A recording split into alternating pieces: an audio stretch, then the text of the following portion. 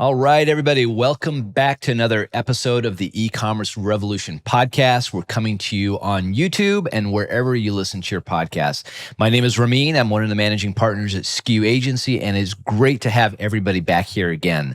Our goal for each and every one of these episodes is to educate and entertain you on e-commerce. And yes, as I say it each and every time, we definitely think that we can entertain you on e-commerce. We've got a great podcast for you today that will surely provide you some great tips on running your e-commerce business in a very interesting and growing niche. So let's get things started. This is just the beginning.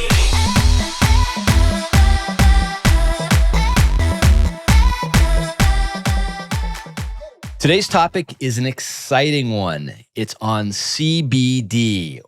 Our guest is an expert on selling CBD online. I don't know how many people knew that you could actually sell CBD online, but he is definitely going to educate us on this topic. Just to give you a little background, according to Harvard Health, CBD is the second most prevalent and active ingredient in cannabis or marijuana.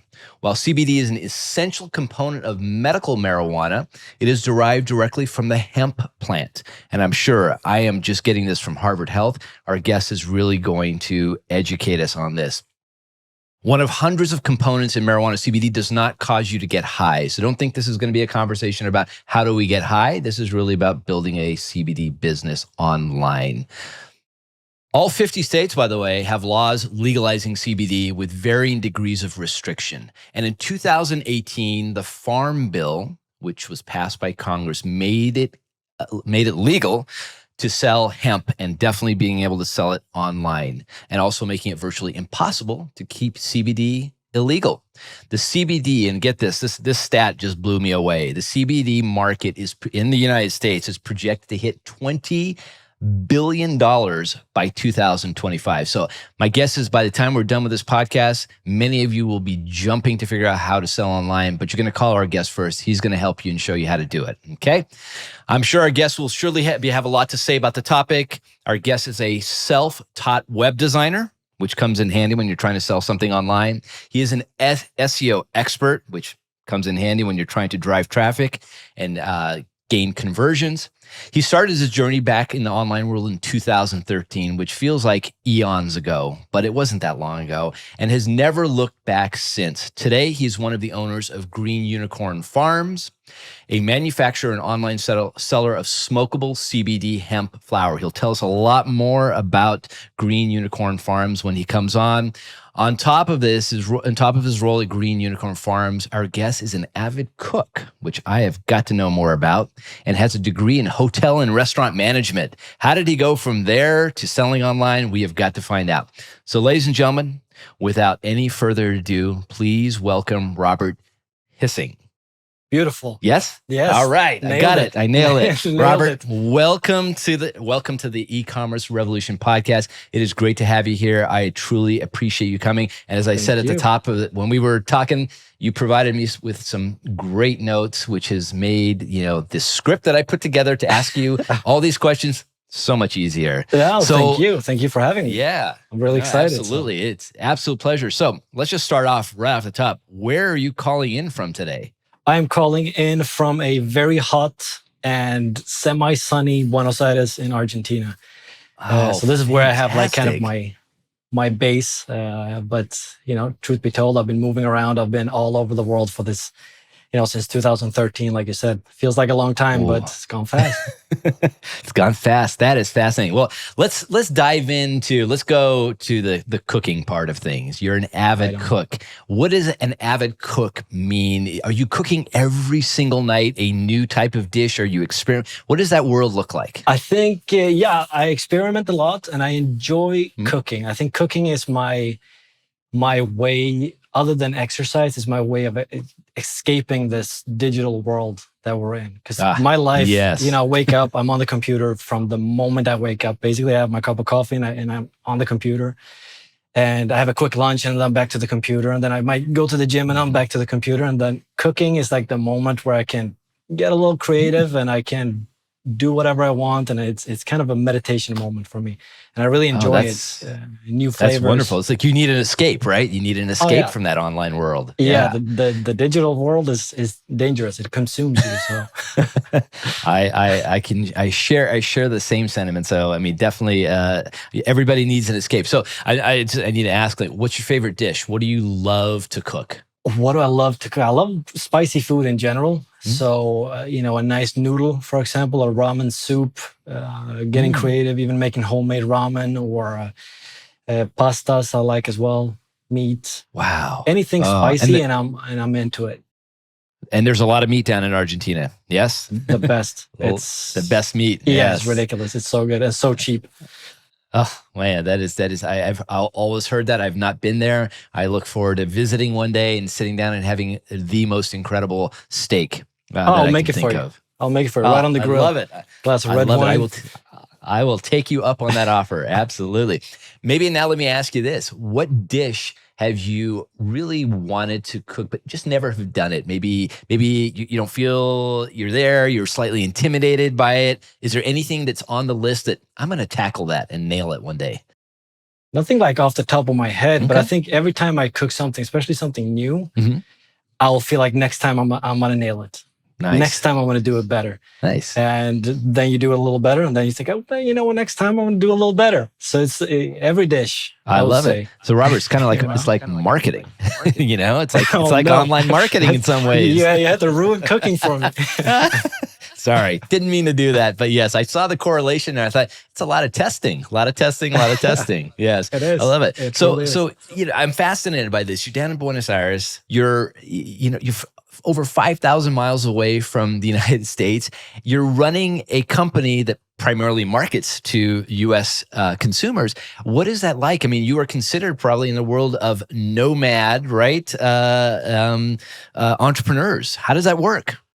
Yeah, so I was lucky enough when I was down here the first time. I was lucky enough to meet a partner who is in San Francisco. And we would just work really well together, and we set up the company together. So, I always have my partners on the ground, and he's always inspecting everything and making sure that we're doing the right things and that we're following the right procedures and staying on top of the laws. Like you said, Nice. it's a legal environment there that you have to know. And so I've been lucky enough to have, a digital nomadic lifestyle with a buddy on the ground who can kind of be on location. Well, let's give a shout out to that buddy because we both know. I know him as well, and Chris Leonard is who you're speaking of, and yes, a wealth of knowledge as well. And every time I talk to Chris, he's on the move. He's moving quick. He's moving, zipping around town, taking care of business. Oh yeah, he's a connector. He's a connector for sure, and another guy worthy of being on a podcast and sharing his knowledge. He said that you should come on first. That's what he told me. So that's why we're here today. But yes, let's get Chris on as well, because I'm sure he's got a lot to say on this topic. So tell our audience a little bit about Green Unicorn Farms. How was it born? How did the idea come about? Assuming you and Chris got together and brainstormed, was there a great bottle of wine involved in this process? How did it happen? Yeah, so Green Unicorn Farms is, like you said, we sell smokable CBD hemp flower. So that's the CBD, the medicinal part really of, marijuana in general is medicinal, but CBD is the part that doesn't make you high in any kind of way. So it's purely medicinal. And we sell the smokable flower. So it looks like cannabis. It smells like cannabis. You smoke it in exactly the same way, but it doesn't make you high. It just gives you a nice relief and anxiety relief and helps you with sleep and certain types of pain and things of that nature. And we started that in 2019. And that was born out of our marketing agency called Cannabis Solutions that we spoke about a little bit earlier before the podcast. And because through the agency, we worked with a lot of CBD brands and a lot of cannabis brands. And it becomes clear, as you know, working in an agency, that it's hard to help everybody because you really just target. A lot of times you help them with a website and then they're on their own. Right. We help them with the SEO and then they're on their own or something small. And we wanted to start our own brand. And flower the smokable flower really seemed like an interesting topic. It's a kind of connoisseur type topic, and we're in California. We have good flower. Chris, my partner, is an expert in grading flower, and we saw an opportunity and we jumped on it. I love it. I love it. How did you guys come up with the name? It's such an interesting name for a business. I think it was Chris and another guy in the agency, and they spoke about this thing, Green Unicorn Farms, and then I heard it. Chris told it to me, and I was just like, yeah, that's it. I had the image was in my mind. It's a great instantly. name. It's a great name. I mean, it just rolls off the tongue. And the first time Chris called me, and he mentioned, he mentioned Cannaverse, and then he also mentioned Green Unicorn Farms. I thought, oh my God, what a great name for a business! I got to check this out. Fun. It is. It's really fun. And the branding on the site, everything is. You guys have definitely have agency experience. You know how to brand properly. Did a really good job on that. And by the way, I was on the Cannaverse site recently taking a look, and I know you redid it. And a lot of great content on that site. And I would direct people to, if you need to learn about, CBD and, selling online and marketing and all these things, Cannaverse is a great resource to take that out. And at the end of the show, we'll definitely put it in the show notes, a link to it. But I saw something on there that mentioned CBDV as in Victor. What is the difference between CBD and CBDV? And where does hemp fall into all of this? Yes, that's a good question. It's, it's a new industry, so there's a lot of education that has to be done around it, which when you speak about the blog content on Cannaverse, it's, really is because education is needed for the consumer and for anybody who's really curious about it. So CBD is what's so famous. In order for it to be legal to sell across state line and the farm bill that you spoke about, the CBD has to be derived from a hemp plant. And not from a cannabis plant. Now, the difference there is strictly in the percentage of THC that the plant has, and THC being the psychoactive compound in cannabis. So when the THC is below or equal to 0.3%, it's considered a hemp plant, and you can derive CBD out of that plant and then sell it. And CBD is a cannabinoid, one of hundreds of cannabinoids that you have in the plant. Hardest word in the world. Hardest word in the world. Thank you for saying it. Thank you for saying it. We're getting technical. CBDV is another cannabinoid that is similar to CBD, but it has slightly different effects. So when you talk about CBD products, you can also talk about CBDV products. You can talk about CBG products. And it just goes on and on with different cannabinoids that have been isolated and have different effects for the consumer. And tell me if somebody is suffering from maybe some anxiety, maybe stress, the stress of the world around us, but they don't want to get high, right? Because that's a whole other world, right? You start thinking about, you come up with good business ideas maybe when you're in that world, but they want to calm the body down, they want to calm the mind. This is where CBD comes into play, right? This is where it's going to have that benefit to ease, without clouding you, right? Clouding your mind. Correct. It really is. It's a mellow kind of relaxing feeling.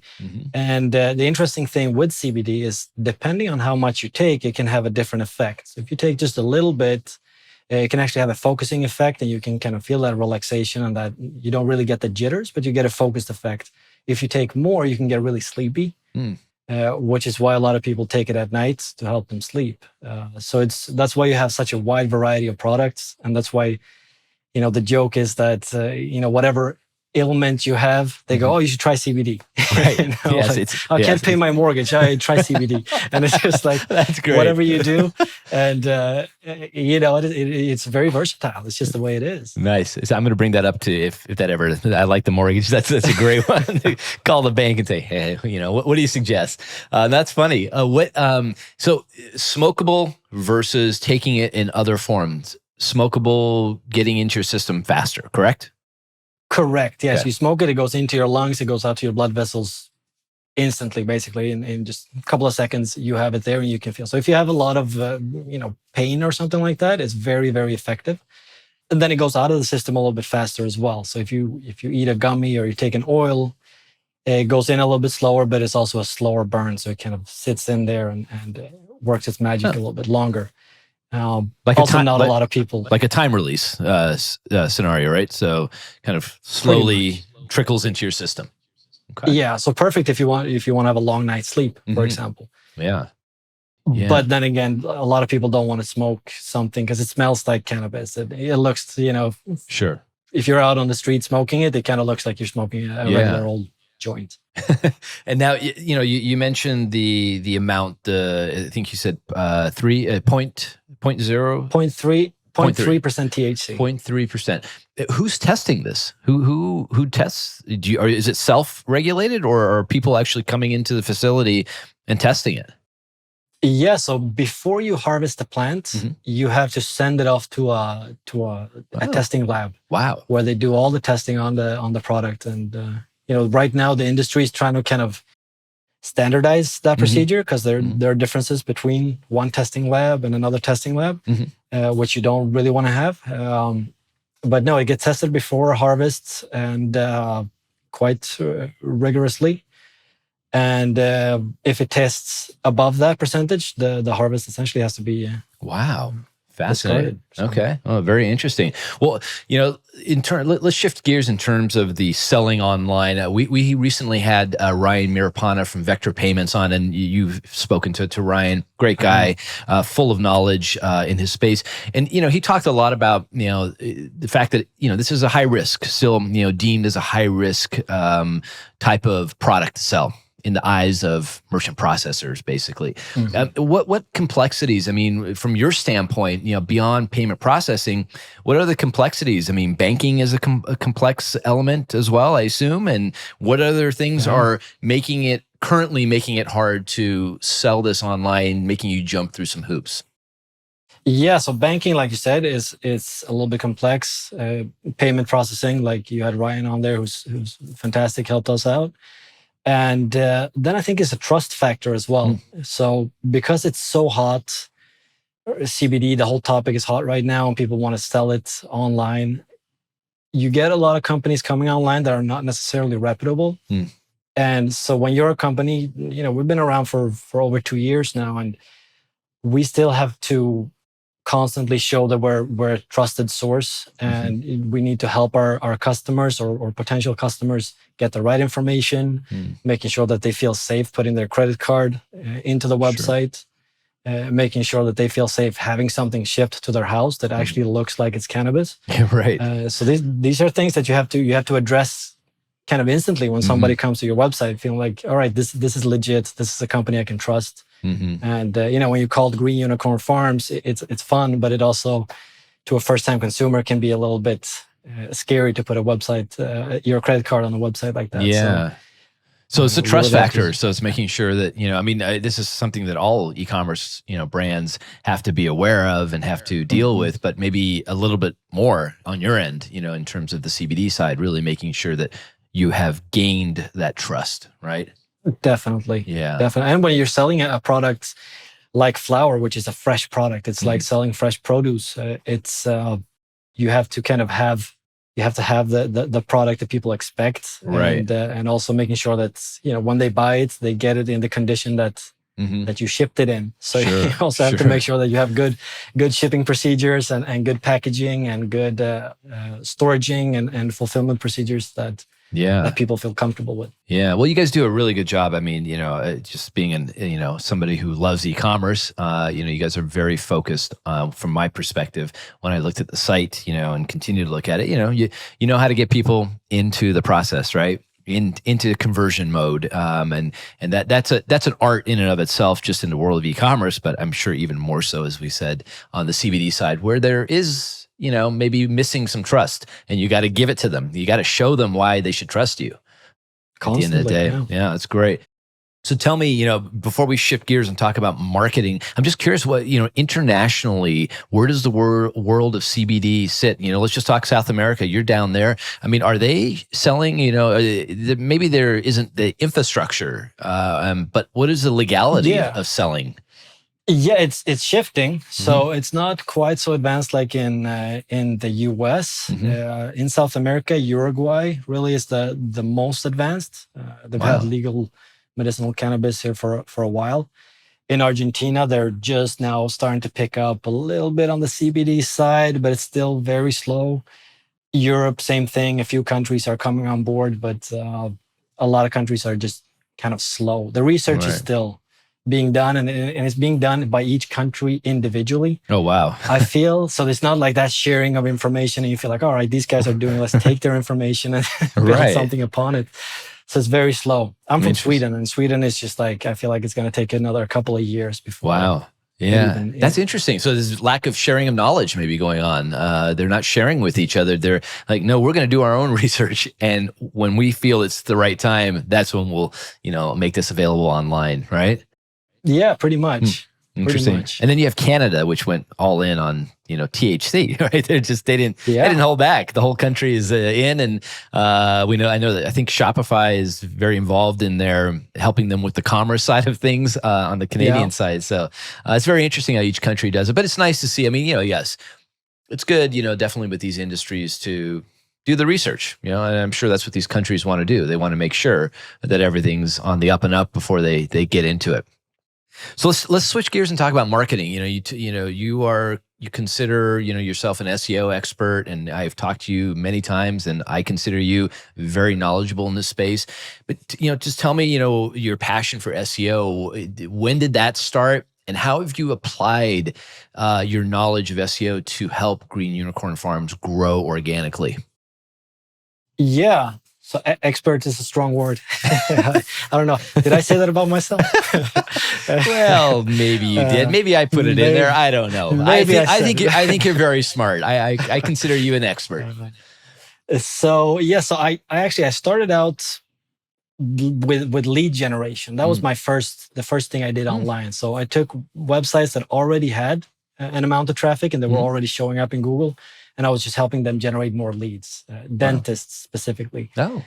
But I realized that I was kind of selling myself short because I had to only work with websites that have traffic in order to do lead generation.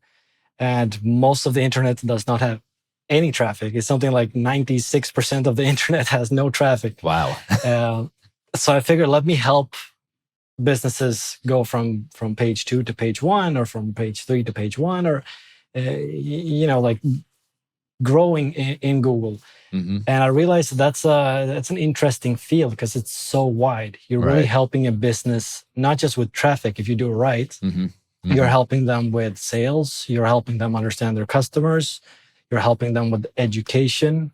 And in the long run, I realized I had to learn web design in order to do it right. Because, a lot of times a new business hires a designer. The designer makes a design, and then a developer builds it out, and there's no structure whatsoever thinking about a sales funnel or a keyword silo or anything of that nature. So I realized that I have to learn all that stuff on my own and start giving my clients, at that point, the full project done. And I realized that, SEO is very, very interesting. It's a deep topic. Yeah, and it's evolved. I mean, I can think back to 2013. Even earlier, I can think back to in the early days where you didn't have to do a lot to get ranked. But one thing I feel has always stayed consistent is content. Content marketing has always been the tried and true when it comes to SEO. And if you're focusing on content, you're doing it. If you're optimizing your content, if you know how to write to your buyer persona, all of those elements, that is something that has definitely been, the consistent element of SEO. Would you agree with that? Yeah, and more so, I would say, than before, because now you have all these AI writers coming out, and so like a lot of websites are just spitting out content. So that puts pressure on the smaller businesses to come up with a content strategy that really builds an authority of their website. So I see more and more I'm starting to learn about how much good structure and good content on the website really makes a massive difference for a small business or even a big business. But yeah. Have you ever used one of those AI writers just to test and see if the quality is on par with a human being? Yeah. Yeah. I've played around with them. I always do. I always, AppSumo does a lot of deals nowadays. AI writers, I feel like every week and more. That's true. That's true. And I always fall for their marketing. Of course, they're very good at it. They're very good at it. They are. Yeah. So yeah, I've tried it. I don't love it. I Mhm. haven't spent enough time to really learn it, but I can see that they're getting better. Yeah. And now they're integrating with all these other Yes. writing software. So it's gonna get really good. I wouldn't doubt that there's going to be a time where, the big e-commerce platforms like Shopify, BigCommerce, and all of them have, really direct tie-ins if there isn't already, and you're just pushing a button, and the content. I mean, I'm a that call me old school. I believe that human beings are still very good at writing and should continue. If you're using AI maybe for product descriptions and some of those elements like that, but having a human being involved is still really important. Would you agree with that? I mean, this is you come from that world, so I would assume. Yeah, no, for sure. And I'm kind of secretly hoping that Google with the algorithm is starting to pick up on like what is AI writing, and they're having their tool on their own is starting to pick up like what is AI writing look like, and they're going to be able to just kind of skim that information off the search engine. That's what I'm hoping, because otherwise you're going to end up with these websites that just they just tackle a topic completely. They'll write about every single component of an apple, and they're just like the Apple authority. Whatever you search about apples is just like apples.com. I know. And it ruins it for all the small Apple retailers. It does. It really does. And I think that we come here today to talk. Most of our clients are small businesses. They fit into that category. Even if they're doing millions in revenue, they still fall in. And it becomes unfair, right? And I think that you're right. I mean, Google eventually picks up, catches on to things. I'm sure they know what's going on. They just haven't addressed it yet. But at some point, that will probably be addressed. But that's good. All right. So tell me, you used a really interesting term. I love this. You Swiss Army of marketing. And I think specifically, you were talking about well, just maybe you should just tell me. What do you mean by you can't? You should be the Swiss Army of marketing when it comes to your brand. Is that what does that mean? I think when you're a small business, you can't afford a lot of times to hire an expert in every field of marketing. It gets very expensive very fast.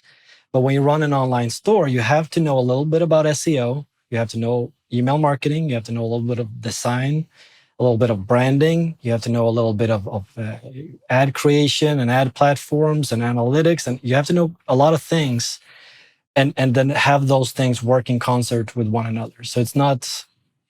coming from the agency world, a lot of times a business will come in and they will want you to do their SEO or their website, and then crickets. Not much happens after that, right?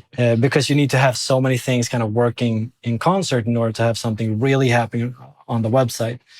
So I feel like when you're running an e-commerce website, you really want to learn as much as possible about each area of sales and marketing that you have going towards your customers.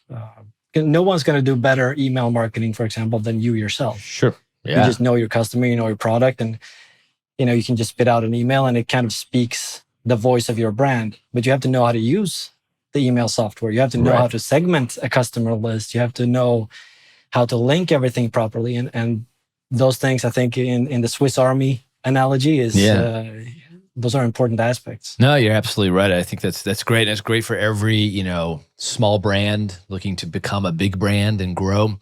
That it's important. You need to know it all. I always feel that you can't be everywhere and you can't do all different types of marketing. That maybe the best, if you know your buyer persona or personas and you know where they are online and what they gravitate, maybe they gravitate more to they're always looking up content. Well, then, you should be pushing SEO content out there. Maybe they're more interested in video. Then yes, you should be pushing video content out there. Maybe they grasp better to email marketing. There's some things that should always be in your wheelhouse. But let me ask you, what does Green Unicorn Farms, what types of marketing do you guys do? I mean, we're talking SEO. I'm sure that's, top of the list for there, but what's maybe two other really go-to pieces of marketing that you do for the brand and you would say everybody, most businesses should look at? Yeah, so SEO is definitely, like you said, that's our main way of reaching people. They search online, they find our website. But as you know, a lot of people find the website and then they leave, or they open a tab with 6 competitors and then they look at each one. So after that, we do retargeting, so ads, programmatic ads, Okay. which in the CBD space is tricky because we are not allowed to advertise on Instagram. We're not allowed to advertise on Facebook, not allowed to advertise on Google.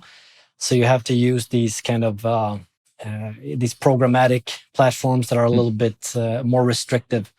You don't have so much insight as I would like to have into the ads and the performance. But I find that that's very important. You target people through SEO. They come to the website and then you retarget with a good offer. Hopefully, after enough times they've seen the brand, they'll make a purchase with a first-time discount, and you get kind of, again, speaking to that trust factor. Want to get people to feel comfortable making that first purchase.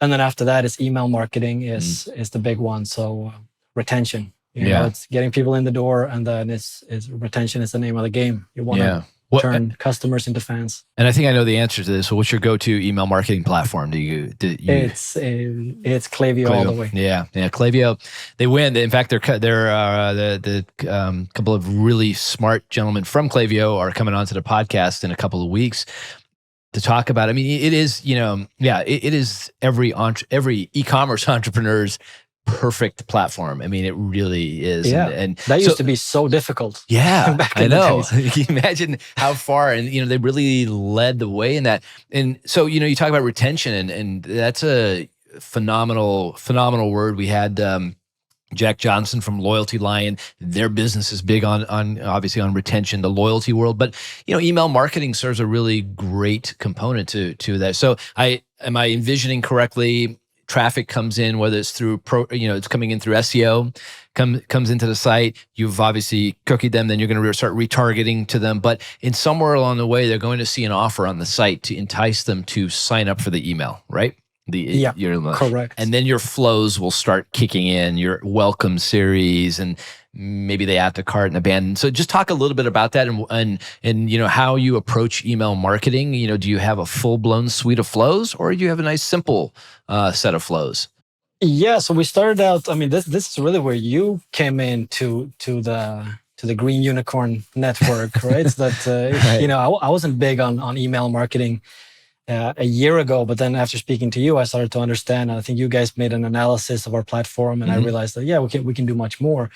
And so now we have the initial offer is just an exit intent pop-up with a 20% offer on your first purchase. Yeah. And I'll pause you there. So for people who don't know what exit intent is when you are leaving, when you leave the plane of the website, the system knows that you're trying to leave. You're trying to go somewhere. You don't want to stay there, and you get a pop-up then, right? Correct. So when the cursor moves towards the top of the browser or outside, a little pop-up saying 20% off, hold on, whatever it says, and get a 20% off discount. People sign up, like you said, you get the welcome flow with an offer. If you make a purchase, you get a different flow.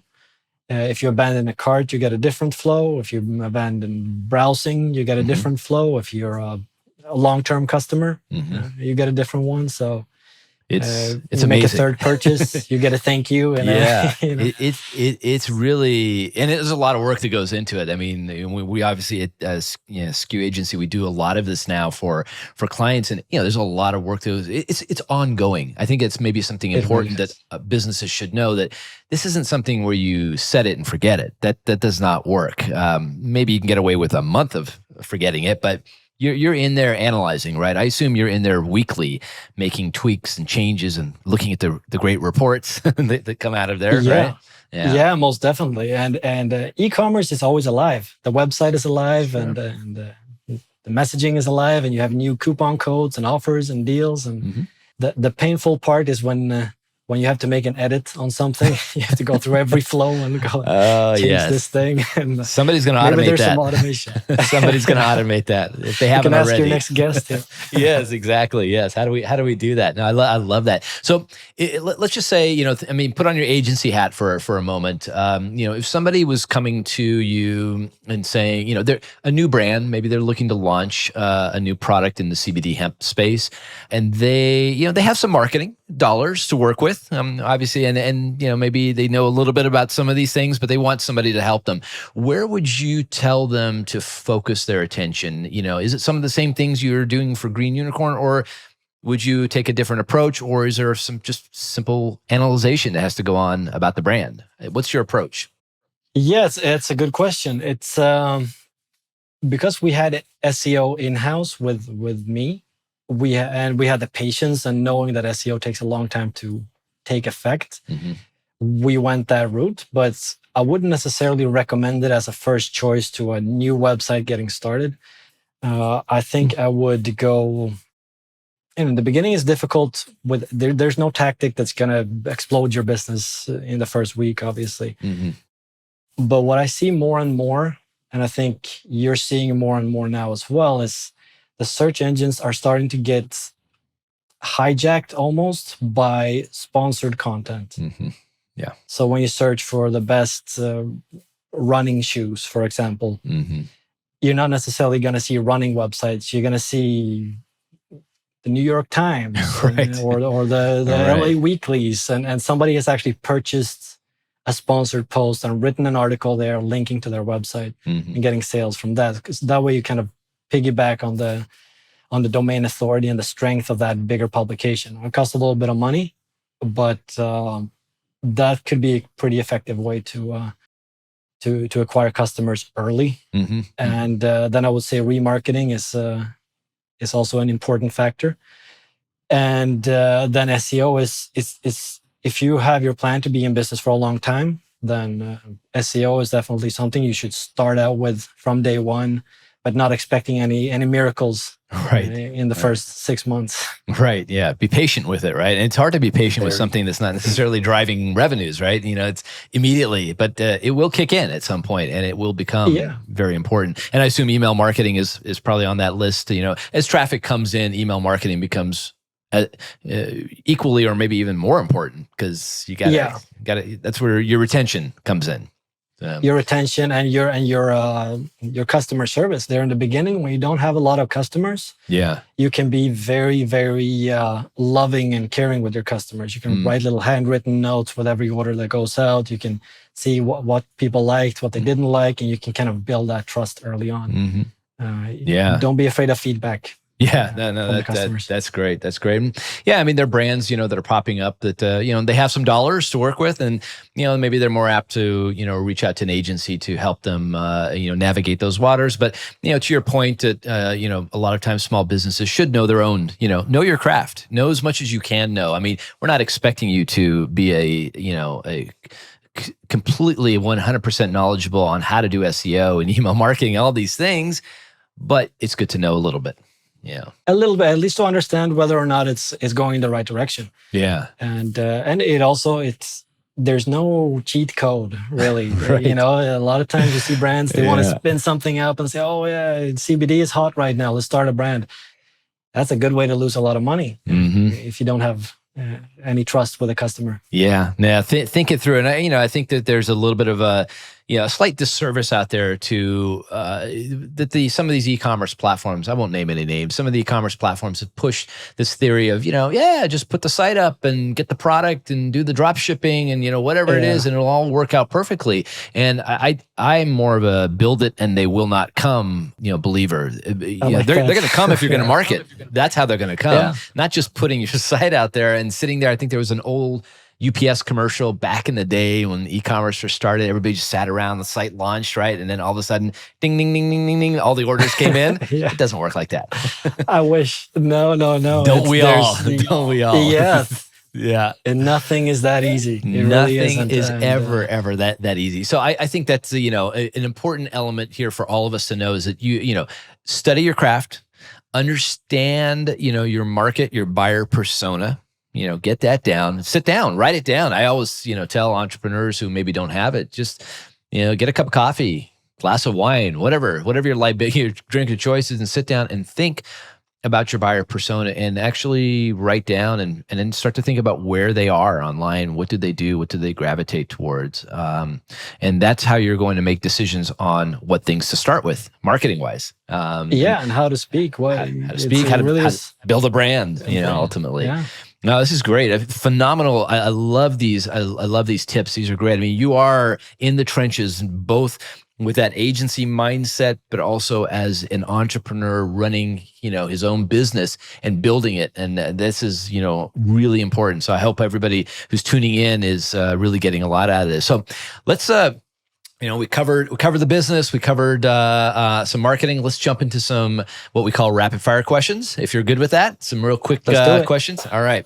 I think I know the answer to this first question because you slightly mentioned at the top of the hour. But what? Well, actually, that's my second question that you already answered. But let me go to the first one. Is what gets you excited to wake up each and every day to tackle the day? What's that driving force for you? I think it's that 1% improvement. It's every day doing something a little bit new and doing something better. So every day I'm always touching something up on the website. I'm always touching something up in my documentation around the all the analytics and all the work that's being done around the website. And I think that gets me excited. Mm-hmm. And also I'm in a business where it's really helping people. Mm-hmm. We get reviews that people go, I'm off medication and I'm You have great reviews. You have great reviews on the site. They're really good. And it really gets you excited. Every once in a while, we send out an email to our customers and ask them why do you consume CBD? Why did you choose Green Unicorn Farms? And it's heartwarming answers. So it makes it easier to wake up and do good work. That's great. I love that. I love that. That 1%, phenomenal response, because I think that speaks to, what every business owner should be doing, working your business, strategically, right? Maybe sometimes it's tactical, right? You're making a little tweak on the site, this and that, but taking that time also to just review the numbers. One of our guests this last week that we recorded with, he talks about, he gets up in the morning and he looks at what he calls the vitals of the business. He looks at all the vitals, the number of orders that are in the system, the leads that have come in. I mean, he's looking at everything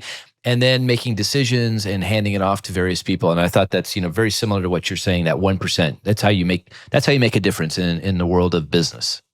Yeah, and that's how you think long-term about the business as well. Absolutely, absolutely. So now, tell me, when you do get up in the morning, what is that drink of choice? This is where I think you already mentioned a little bit, but maybe dive in a little bit more to how it looks. How do you make it? I have a cup of coffee. Okay. Always. I actually have breakfast first. Oh, okay. And then I have my coffee while I sit down by the computer. Coffee with milk. I got my little Nespresso maker over here with the strongest capsules I could possibly get. Yes, I love it. So it's a little using that Nespresso makes that crema, right? That kind of creamy, layer on the coffee, right? And then you do your milk on. Do you heat the milk up? I'm curious because I have a very complicated way of making coffee, and I'm always curious how other people do it. No, I don't heat the milk up. I'm quite basic in that way. Yeah. And I usually have 2 cups at the least. I knock them back. All right. Nice. But before I have my coffee, actually I have my little vitamin D mix. And good. It's not my first beverage of the day. So nice. That's very good. So your vitamin, something that's good for me. That's good. Yes. And that's very interesting. It's funny. I do the opposite. I do my coffee first, then I do breakfast. And and we've had everybody who's been on the show, that gets this question. And we've had a lot of black coffee, by the way, a lot of black. Mm-hmm. But there's one gentleman from Loyalty Lion, Jack Johnson, he called it, he makes a bougie coffee. I mean, he spins oat milk, and I thought that was the greatest term. I'm like, wow, I guess my coffee is bougie too. Wow, what a great term. That's like some Pulp Fiction stuff. Like, it makes that gourmet coffee. That's right. So very good. Nobody's mentioned tea. I'm waiting for that one person to come in and say, no, I drink tea. I'm like, whoa, that's great. Oh, Yeah. That's even more bougie in my book. Yeah. But That's great. So tell me this. So if you weren't doing what you're doing right now with Green Unicorn Farms and with Canniverse, what would you be doing? What job would you do? so what would I do? I mean, I like what I do, so I think it would be something similar. Okay. Most likely. Yeah, either it would be something similar, or tell you what, it would be something completely different. Otherwise, it would be something where it's like I'd be a physical therapist, or I'll be something where I'm working with my body and I'm not even close to a computer. Wow. Wow. It's one of the two, nothing in between. I You'll never love find me in an office. You never find me like working in some but don't you post think office somewhere. if you were doing the physical therapy and you were running, let's say you were running your own physical therapy, don't you think you'd start thinking about how the lead generation? I got to work on the lead generation for this, and just start I need to put some content out there. Curse. Yeah, I can't get rid of it. I probably would. Exactly. I love it. Because I have I'm kind of obsessive in general, and I feel like that's good for marketing and it's good for analytics. Oh yeah, you can't go to sleep and you think like, oh my god, yeah, I can do this tomorrow. Yes. Wake up. If you're hiring somebody, and maybe another lesson for entrepreneurs, you're hiring a marketing person, find out what their obsession level is. It's a good thing. It's going to come in handy. Good question. Yeah. It's going to come in handy. All right. So here's the last one for you. What's your go-to SaaS software? Maybe it be on your mobile phone, or and it doesn't have to do with business necessarily, or it's on the desk, on your desktop computer or your laptop. What's your go-to? My go-to business-wise is probably Ahrefs, I would say. Great software. Yeah. Fantastic software. Like them along with Klaviyo. Also fantastic software that, they really just make life easier. Mm-hmm. Outside of business, I have the chess app. So during COVID, I started playing chess. Nice. That's another like obsessive thing that's nice. Kind of dangerous to start with if you like that kind of stuff. But yeah. Are you playing against other people, or are you playing against the computer, against the app? So both. Oh, you can learn a lot playing against a computer, and then take some classes on there. They have the little puzzles to deal with, and then play against people around the world. I love it. That's great. I mean, yes, chess is fantastic for the brain, right? I mean, it is going to, talk about strategy, right? That's you're going to be very strategic in your approach. So, no, it really is. That's very good. I appreciate you mentioning that. That's a new one. We get a lot of Salesforce, HubSpot, and you mentioned a couple, from a business standpoint. But I like the chess. I love the chess angle. That's great. Well, Robert, it has been phenomenal to have you on. I mean, I love talking to you each and every time we talk. You're a wealth of knowledge. I feel like this just went like a conversation. That's all this was today. It was just a nice, my pleasure. Yeah, easy conversation. So just take a moment and tell the audience where they can learn more about Green Unicorn Farms, Canniverse, and anything else you want to tell them, and maybe how to find you if they want to reach out. Yeah. So, Green Unicorn Farms, greenunicornfarms.com, or you search for the best CBD flower and you'll find us at the top. Nice. SEO at work. Yeah. And canniversesolutions.com is another good one. Reach out there and you'll find me. Nice. I'm Robert at both of those ones. Beautiful. And what happens if somebody emails you and asks you a question? You're good with that? I'm good with that. Yeah, right, I'm usually on the computer, so all right, very nice. I'm quite good with that. Very nice. Well, awesome. Thank you so much for having being a part of this and sharing all this information with us. I think our audience is really they're here to learn. They're here to learn about e-commerce and how to build an e-commerce business. So that brings us to an end of this episode. All right. Thank you very much, everybody, for joining us today on this podcast and this episode of the e-commerce revolution. We look forward to having you on future episodes. We've got a lot of good ones coming up. If you are watching this on YouTube, please take a moment and subscribe. Click that notification like they tell you, all those wonderful things. And if you're listening to this on any other podcast network, please take a moment and review us. We hope to continue to bring you great episodes. And today's guest, Robert, just did a awesome job, and we are grateful for his time, and I hope everybody has a great rest of your day. Take care. This is just the beginning. If you enjoyed this episode of the E-commerce Revolution podcast, please subscribe to our channel on YouTube or drop us a review wherever you listen to your podcasts. Thank you very much.